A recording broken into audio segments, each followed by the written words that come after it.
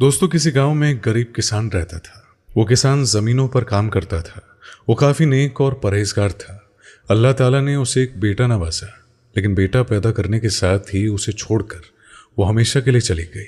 यह गम किसान के लिए काफी गहरा था, लेकिन किसान ने फिर भी अल्लाह की रजा की खातिर अपनी जिंदगी में आगे बढ़ने का फैसला किया। उसने खुद ही उस बच्चे को पाला, अपने साथ साथ जमीनों में उस बच्चे को भी लेकर जाता और उसे दरख्त की ठंडी छांव के नीचे रखता। और वो कहाँ जानता था कि यह बच्चा बड़ा होकर उस पर ही जुल्म करेगा। किसान खुद अपना पेट नहीं भरता, लेकिन वो अपने बच्चे को 2 वक्त की रोटी जरूर खिलाता था ताकि उसका बच्चा तंदुरुस्त रहे। वो उस बच्चे को हर एक नया खिलौना दिलवाता, वो उसकी जिद पूरी करता।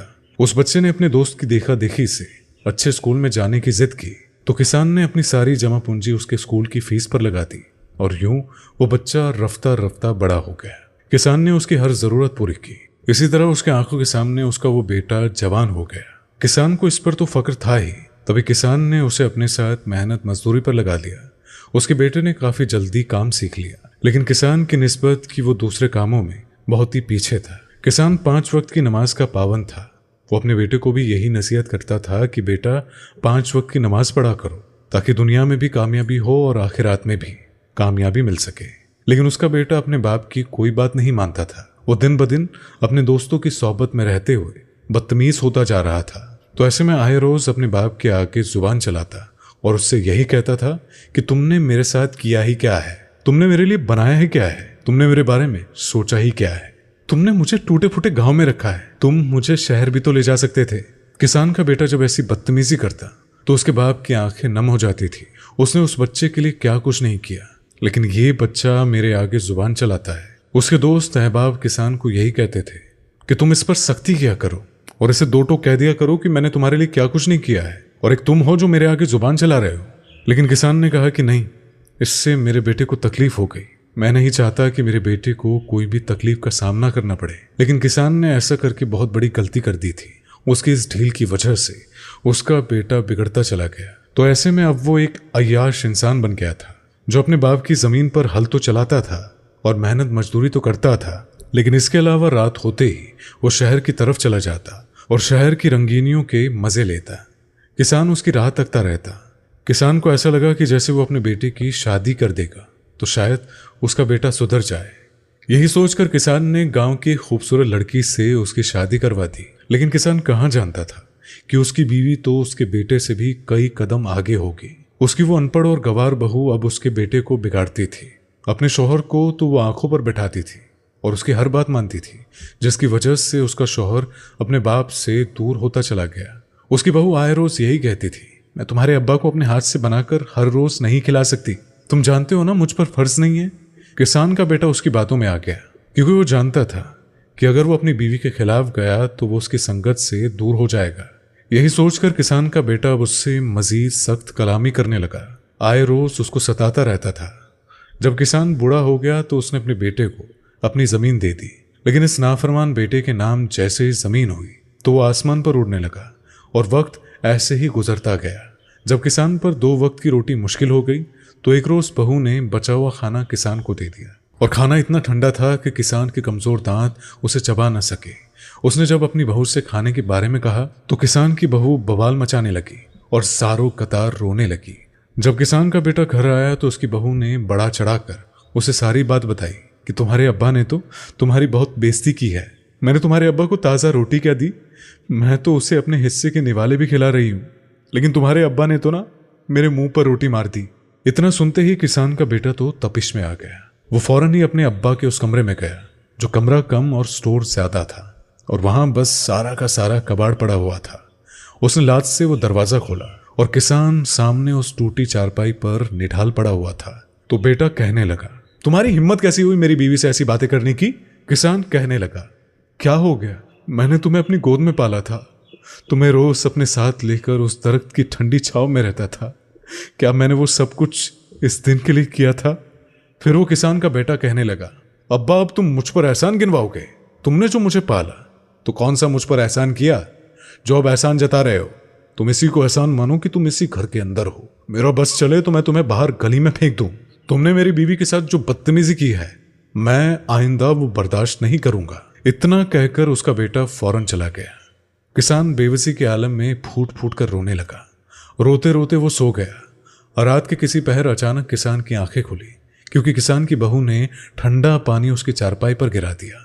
किसान की जैसे ही आंखें खुली तो उसकी बहू उसे देखकर हंसते हुए कहने लगी, बड़ा शौक है ना तुझे मेरे शौहर की नजर में मुझे गिराने की, अब तो इस ठंडी चारपाई पर ही सोना।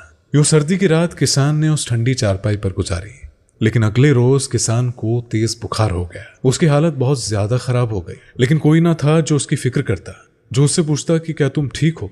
किसान की हालत जब बेहतर हुई तो हिम्मत करके वो अपने कमरे से बाहर निकला। अपनी बहू से कहने लगा, बेटी खाने को कुछ दे दो। जब बहू की नजर उस कचरे के ढेर पर गई जहां की वो खराब फल पड़ा हुआ था, तो वो फल उठाकर उसने किसान के मुंह पर दे मारा। लो इसे खाकर गुजारा करो, मेरे पास तुम्हारे लिए कुछ भी नहीं है। अगर खाना है तो खाओ, नहीं तो मैं तुम्हारे बेटे को बता दूंगी। किसान मजबूर होकर वही फल ले गया। खराब फल खाने की वजह से उसकी हालत और भी खराब हो गई। उसको लगता था कि उसका बेहिस बेटा उसे इतना ही तड़पाएगा, लेकिन हद तो तब हो गई जब अचानक ही शाम को किसान का बेटा उसके कमरे में दाखिल हुआ। अपने बाप को वो खूंखार नजरों से घूरने लगा, जैसे कि न जाने उसने कौन सा जुल्म कर दिया हो। अपने बूढ़े बाप को उसने बाजू से खींचा और बाहर ले गया। वहां जैसे ही उसकी नजर पड़ी तो वहां पर गधा गाड़ी मौजूद थी। ये देखकर तो किसान के होश ही उड़ गए। अपने बेटे से पूछने लगा कि बेटा अब तुम क्या करने वाले हो और गधा कहाँ गया। जवाब में उसका बेटा कहने लगा, मेरा गधा बीमार हो गया है और मुझे ये सारी सब्जियां शहर लेकर जानी है। ये सुनकर किसान के रोंगटे खड़े हो गए। अपने बेटे के सामने हाथ जोड़ने लगा और कहने लगा, बेटा तुम इतने बेहिस ना बनो, अल्लाह तुम्हें कभी नहीं बख्शेगा। किसान का बेटा कहने लगा, तुम कौन होते हो मेरे और खुदा के मामले में बोलने वाले? तुमने आज तक किया ही क्या है मेरे लिए? सारा दिन तो तुम अपने बिस्तर पर पड़े रहते हो। मुझ पर भी बोझ हो और मेरी बीवी पर भी। इसी वजह से अब वक्त आ गया है तुमसे काम लेने का। मेरा गधा बहुत बीमार है और अगर मैंने ये सब्जी शहर नहीं भेजी तो काफी खसारा होगा। इसी वजह से अब तुम इस गधे की जगह मेरी मदद करोगे। तो ऐसे में वो गधा गाड़ी उसका बाप खींचने लगा। आसपास के लोग ये दर्दनाक मंजर देखकर अस्तगफिरुल्लाह कह रहे थे, लेकिन उस बेहिस बेटे को कोई भी फर्क नहीं पड़ा। उसे तो बस अपनी सब्जियों की पड़ी थी कि कहीं उसे नुकसान न हो जाए। लेकिन आधे रास्ते ही उसका बाप गिर गया। उस जालिम बेटे ने अपने हाथ से थामी उस छड़ी से अपने बाप को पीटना शुरू कर दिया, जैसे कि वो बाप ना हो, सच में गधा हो। ये मंजर सारे गांव वाले देख रहे थे, लेकिन उन गांव वालों में इतनी हिम्मत नहीं थी कि उस जालिम बेटे को रोक पाए, क्योंकि जितनी उस बेटे की जमीन थी उतनी गांव में किसी की भी जमीन नहीं थी, जिसकी वजह से उसकी अपनी ही दहशत थी। कोई भी उसके आगे मुकाबला नहीं कर पाता था। लेकिन वो बेटा शायद ही भूल गया था कि जमीन पहले लेकिन शायद वो बेटा भूल गया था कि वो जमीन पहले उसके बाप की थी। वो अपने बाप को इसी हालत में छोड़कर जैसे तैसे करके शहर चला गया। और वहां से जब एक भला इंसान गुजरा और उसने जैसे ही किसान को इस हालत में देखा तो फौरन ही वो झुककर उसे उठाने लगा और अपने साथ अपने घर ले गया। किसान तो बेहोश हो गया था। बेहोशी में ही वो अपने बेटे को याद कर रहा था। जैसे ही उसे होश आया तो उसके दोनों हाथ आसमान की जानिब उठे। वो रो रो कर कहने लगा, मेरे अल्लाह मेरे बेटे को सुधार दे, मेरे बेटे पर कड़ा वक्त न लाना। वो जो भी करता है वो उसकी नादानी है मेरे अल्लाह उसका बदला उससे मत लेना। उसको तकलीफ में देखकर मैं बर्दाश्त नहीं कर पाऊंगा। उसके जुल्म तो मुझसे बर्दाश्त हो जाएंगे, लेकिन उसकी तकलीफ मुझसे बर्दाश्त नहीं होगी। उस भले इंसान ने जैसे ही किसान की दुआ सुनी तो तड़प कर कहने लगा कि तुम होश में तो हो? बेटा दरिंदा बनकर तुम्हारे साथ इतना बुरा सलूक करता है और तुम हो कि ऐसी बातें कर रहे हो। जवाब में किसान कहने लगा, नहीं वो कैसा भी है मेरा बेटा है, वो मेरा खून है। हाँ वो भटक गया है, लेकिन मुझे उम्मीद है कि वो जरूर सीधे रास्ते पर आ जाएगा। भले इंसान को काफी गुस्सा आया कि एक तो मैंने इसकी मदद की और इसे अपने घर भी ले आया हूं, लेकिन ये तो फिर भी अपने बेटे के गुण गा रहा है। उसने फौरन ही किसान का बाजू थामा, उसे लेकर उसके बेटे के घर चला गया, लेकिन कहने लगा कि अगर तुम्हारे बेटे ने फिर से जरा भी तुम्हारे साथ कोई गलत हरकत की तो तुम मेरे साथ आ सकते हो, लेकिन मैं तुम्हें इसलिए छोड़कर जा रहा हूं ताकि तुम जान सको कि तुम्हारा बेटा कभी सुधरने वाला नहीं। ये कहकर भला इंसान वहां से चला गया। किसान वापस घर आया। जैसे ही सामने नजर पड़ी तो उसके बहू और बेटे पैसे गिन रहे थे जो किसान ने सब्जियां बेचकर कमाए थे। बहू ने अपने शौहर को कहा कि तुम्हारे अब्बा की वजह से यह सब कुछ हो सका है।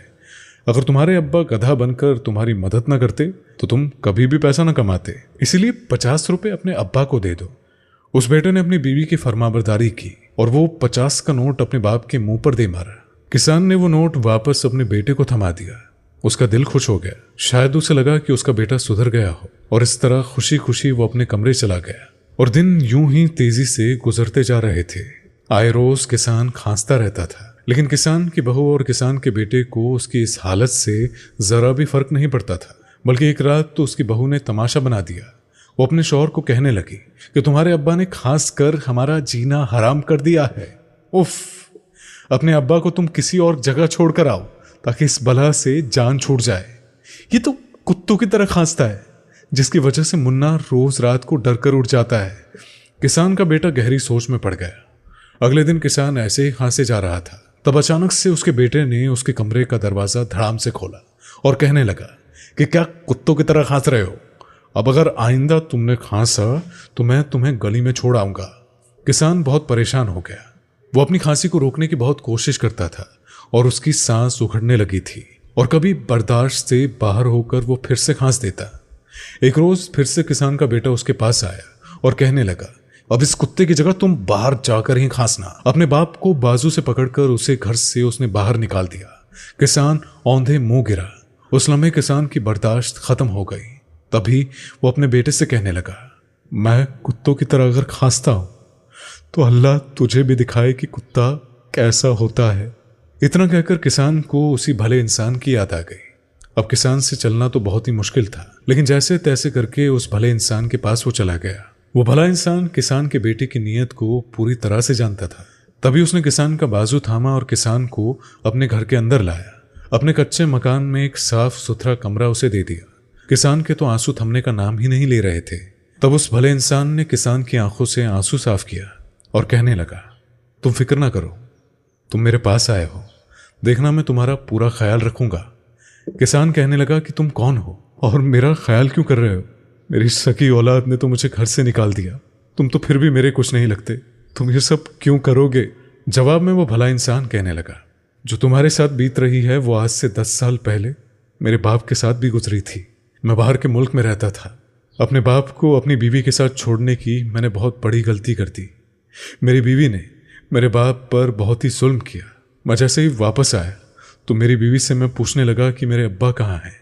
बीवी कहने लगी कि वो तो मर गया। उसकी बात सुनकर मेरे होश उड़ गए और मुझे मेरे पड़ोसियों से अपने बाप की दर्द भरी दास्तान सुनने को मिली कि तुम्हारा बाप तो रोज रात को तड़पता रहता था, रोज रात को तुम्हारी बीवी उस पर तशद्दुद करती थी। ये सुनते ही मेरा वजूद कांप उठा। मैंने अपनी बीवी को तलाक की धमकी दी कि अगर तुमने अपनी जुबान से सच नहीं कहा तो मैं तुम्हें तलाक दे दूंगा। बीवी ने मुझे सारी दास्तान सुना दी थी। मुझे अपनी बीवी पर काफी गुस्सा आया, लेकिन इससे ज्यादा गुस्सा मुझे खुद पर था कि मैंने अपने बाप को उसके साथ छोड़ने की गलती ही क्यों की। मैं अपनी बीवी पर काफी भरोसा करता था, उसने मेरा भरोसा तोड़ दिया। उसने मेरे बाप पर काफी तशद्दुद किया। मैं जब अपने बाप से पूछता कि अब्बा आप ठीक हो, तो मेरा बाप वीडियो कॉल पर मुझे मुस्कुराकर जवाब देता कि मैं बिल्कुल ठीक हूँ, तुम अपनी फिक्र किया करो और अपनी खुराक वक्त पर खाया करो, अपना ख्याल रखा करो। मेरा बाप मुझे ढेरों दुआएं देता और मेरी बीवी भी मुझे कुछ नहीं बताती, पर मेरी बीवी ने जैसे ही मुझे अपने कारनामे सुनाए तो मैंने फौरन ही उसे तलाक दे दिया। और उसके बाद मैं करता भी क्या, आज भी पछताता हूँ कि काश मेरा बाप मेरे साथ होता। किसान ने जैसे ही उस शख्स की बात सुनी तो उसे काफी दुख हुआ। भले इंसान ने इंसाफ से काम लिया। किसान अभी भी उस भले इंसान के साथ ही रहता था। वो भला इंसान उसका बहुत ही ख्याल रखता था। उसका खाना, उसकी दवाई सब वक्त पर देता था। किसान काफी बेहतर हो गया, लेकिन उसे अपने पोते और अपने बेटी की भी याद आती थी और शायद वो इस बद्दुआ को भी भूल गया था जो उसने आखिरी वक्त पर अपने बेटे को दी थी। 3 साल जैसे ही गुजरे तो किसान की रूह तड़पने लगी कि वो अपने बेटे से मिले। तो ऐसे में वो किसान फिर से अपने घर चला गया। उसने अपने भले इंसान से कोई जिक्र नहीं किया था, क्योंकि वो जानता था कि अगर भले इंसान को उसने बताया कि वो फिर से उसी घर जा रहा है जिधर उस पर तशद्दुद हुआ है, तो वो जरूर उससे नाराज होगा। किसान जैसे ही वहां गया तो उसने देखा कि एक औरत जो उसकी बहू थी वो एक बच्चे को खाना खिला रही थी, लेकिन वो औरत काफी सहमी हुई थी। वो बच्चा काफी रो रहा था। किसान ने जैसे ही अपने पोते को देखा तो वो परेशान हुआ कि उसका पोता क्यों रो रहा है। और फिर किसान की नजर जैसे ही एक कोने पर पड़ी तो वहां पर एक कुत्ता बंधा हुआ था। किसान को लगा कि शायद सर्दी की वजह से इस कुत्ते को ढापा हुआ है। जब वो कुत्ता भौंक रहा था तो जैसे ही उस कुत्ते ने किसान को देखा तो वो मजीद भौंकने लगा। किसान फौरन ही छुप गया, जबकि उसकी बहू वहां आसपास देखने लगी कि वो कुत्ता किसको देखकर भौंक रहा है। किसान परेशानी के आलम में वापस चला गया। अगले दिन वो फिर से वहां गया। जब उसका पोता फिर से रो रहा था तो उसकी बहू अभी भी डरी सहमी थी। जैसे ही किसान ने उस कुत्ते को देखा तो उसका निचला हिस्सा अभी भी चादर से ढका हुआ था। अगले ही पल किसान के पैरों के नीचे से जमीन खिसक गई कि उसकी बहू उस कुत्ते को इंसान वाला खाना दे रही थी। किसान तो चौंक गया था। वो कुत्ता भी भौंक रहा था और उसका बेटा उस घर में कहीं भी नहीं था। जब वो औरत उस कुत्ते को कहने लगी कि बस भौंकना बंद कर दो, तेरा बेटा डर रहा है, खुदा का खौफ कर, खुदा ने तुम पर कहर बरसाया है, पर मैं अपने बेटे को डरा हुआ नहीं देख सकती, भौंकना बंद कर। लेकिन वो कुत्ता भौंकने से रुक नहीं रहा था। अपने बहू की जुबान से अल्फाज सुनकर तो किसान की जैसे रूह फना हो गई। किसान के हाथ पांव कांपने लगे और उस कुत्ते को वो देख रहा था। अचानक ठंडी हवा से उस कुत्ते के ऊपर से वो चादर उड़ गई। जैसे ही किसान की नजर उस कुत्ते के नीचे वाले हिस्से पर पड़ी तो किसान का वजूद कांपने लगा, क्योंकि उसका निचला धड़ बिल्कुल इंसान वाला था। किसान की आंखें फटी की फटी रह गई। उसे अभी भी यकीन नहीं आ रहा था, लेकिन उसे अब वो दिन याद आया जब उसके बेटे ने उसे घर से निकाला था और उसके बेटे ने उसे ये कहा था कि कुत्ते की तरह भौंकना बंद करो। किसान इससे पहले कि वहां से बाहर जाता, उसकी बहू पुकारने लगी और कहने लगी कि देख लो, आज तुम्हारे बेटे को अल्लाह ने इसी दुनिया में सजा दे दी है। तुम्हारा बेटा कुत्ता बन गया है और ये कोई और नहीं बल्कि तुम्हारा बेटा है। किसान की बहू किसान के पांव पकड़कर उससे मिन्नतें करने लगी, खुदा के लिए बद्दुआएं वापस ले लो वरना हम बर्बाद हो जाएंगे। जबकि किसान ने कहा कि मैं कुछ नहीं कर सकता, मेरे बेटे को इसके बुरे काम की सजा मिली है। मैं तो उसे बहुत समझाता था कि बेटा सुधर जाओ, अल्लाह की तरफ रुजू करो, अल्लाह के फरमाबरदार बंदे बन जाओ, मगर मेरे बेटे ने मेरी बात नहीं मानी, उल्टा मुझ पर ही तशद्दुद किया। यही इसकी सजा है। और इतना कहकर वो किसान उस भले इंसान के पास चला गया। इसी वजह से दोस्तों आज की वीडियो में बस इतना ही। अस्सलाम वालेकुम, अल्लाह हाफिज।